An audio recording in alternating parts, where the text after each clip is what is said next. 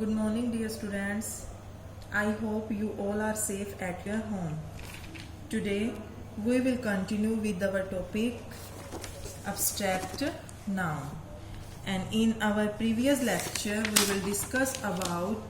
we have discussed about worksheet 2 and worksheet 3 on page number 4. And today, we will discuss about worksheet 4. Let's see, students.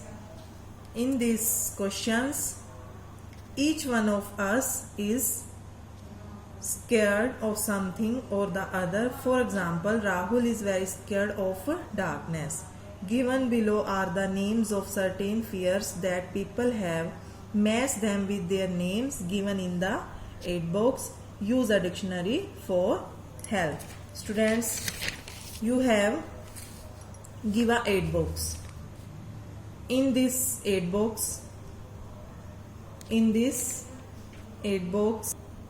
some of phobia are mentioned in the aid box. First of all, I want to say to that the fear of something is known as phobia. तो सी students, सबसे पहले क्या है आपको? Claustrophobia, फाइरोफोबिया, hydrophobia, एंग्लोफोबिया, xenophobia और bibliophobia. Now we fill the fill-ups. The first one is the fear of closed space. The fear of closed spaces. बंद जगहों का डर. क्या कहलाता है बेटा बंद जगहों का डर? The answer is claustrophobia. First one. Spelling क्या है बेटा इसकी? CLAUSTROPHOBLA.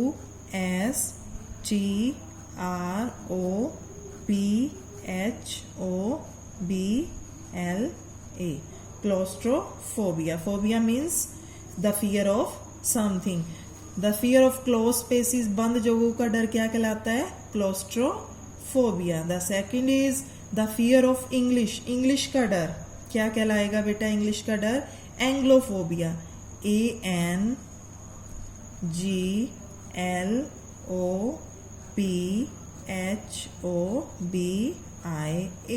Anglophobia. The first one is this and the second one this. The fear of fire. आग का डर, आग का भय क्या कहलाता है? Pyrophobia. PY. The first letter is capital PYROPHOBLA.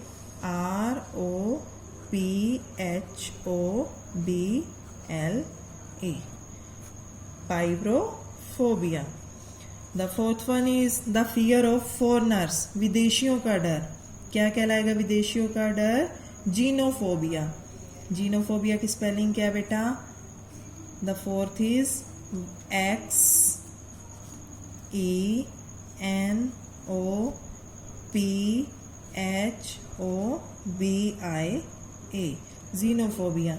The fifth one is the fear of books.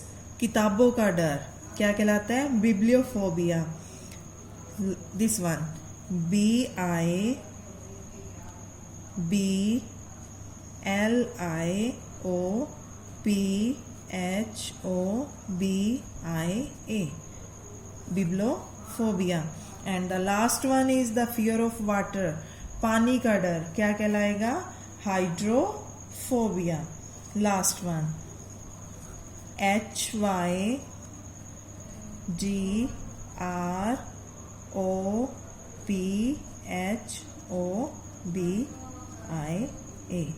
Students, these words are abstract noun which we fill in the fill-up.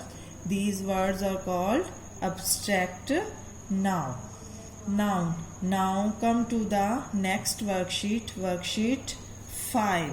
See students, worksheet 5. In this worksheet, filling the blanks with the abstract noun given in the aid box. ये क्या है बेटा? Body language, आपके शारीरिक हाव भाव. The first one is I would be full of dash if I failed in English. बेटा आपने जो ये फिलअप्स भरने हैं, यहाँ आपको 8 बॉक्स दिया गया, नीचे देखिए यहाँ the first word is surprise, attention, sorrow, secret, satisfaction and last one is anger.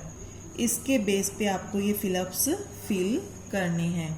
तो देखिए बेटा, first I would B full of dash if I failed in English. क्या कहा है इसमें, अगर मैं इंग्लिश में फेल हो गया तो आई वुड बी फुल ऑफ, तो क्या होगा, दुख होगा। तो दुख क्या होता है बेटा, सोरो। फर्स्ट आंसर इज सोरो, S O R O W। तो क्या आएगा, sorrow. The next one is I would be wanting to keep a dash if I whispered something. अगर मैं किसी से कोई बात करता हूं तो मुझे क्या रखना चाहिए, सीक्रेट। क्या रखना चाहिए, secret, S E C R E T, secret. And the third one is I would listen carefully if I wanted to pay dash to something. जब भी हम कोई बात सुनते हैं तो हम क्या होते हैं, बिल्कुल पे अटेंशन। तो third one is attention, third one is attention, ATTENTION,